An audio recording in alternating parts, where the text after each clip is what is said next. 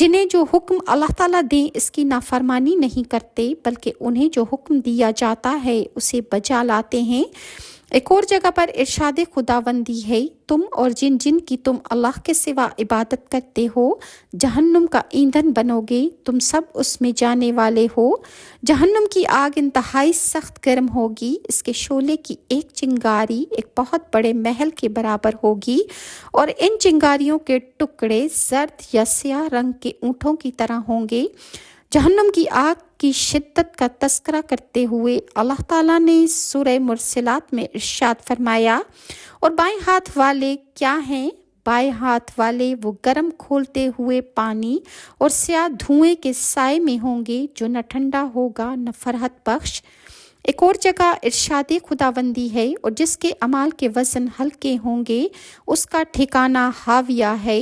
اور تجھے کیا معلوم کہ وہ کیا ہے؟ وہ بھڑکتی ہوئی تند و تیز آگ ہے۔ جہنم کی آگ دنیا کی آگ سے 70 گنا زیادہ گرم ہے۔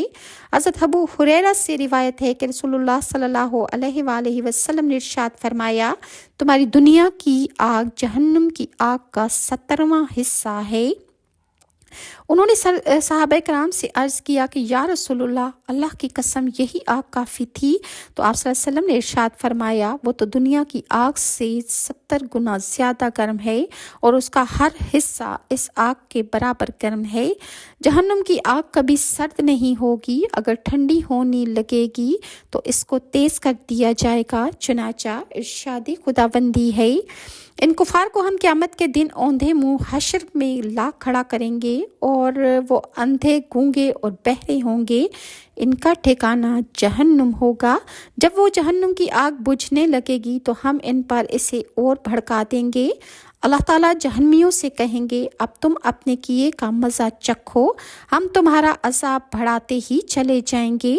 اور عمر بن انبسہ سلمی نے ایک لمبی حدیث روایت کی ہے کہ نبی کریم صلی اللہ علیہ وسلم انہیں نماز کے اوقات سکھائے، اور انہوں نے آپ سے عرض کی کہ اے اللہ کے نبی، مجھے وہ باتیں سکھائیں کہ جن کی تعلیم اللہ تعالیٰ نے آپ کو دی ہے، اور مجھے ان کا علم نہیں، مجھے نماز کے بارے میں بتائیں۔ تو آپ صلی اللہ علیہ وسلم نے ارشاد فرمایا کہ صبح کی نماز پڑھ کر پھر اس وقت تک نماز نہ پڑھو جب تک کہ سورج نکل کر بلند نہ ہو جائے، اس لیے کہ وہ شیطان کے 2 سینگوں کے درمیان طلوع ہوتا ہے۔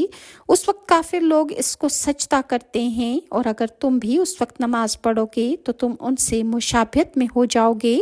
پھر سورج بلند ہو جائے نماز پڑھو، کیونکہ اس وقت کی نماز کی کرامن کاتبین گواہی دیں گے اور فرشتے حاضر ہوں گے، یعنی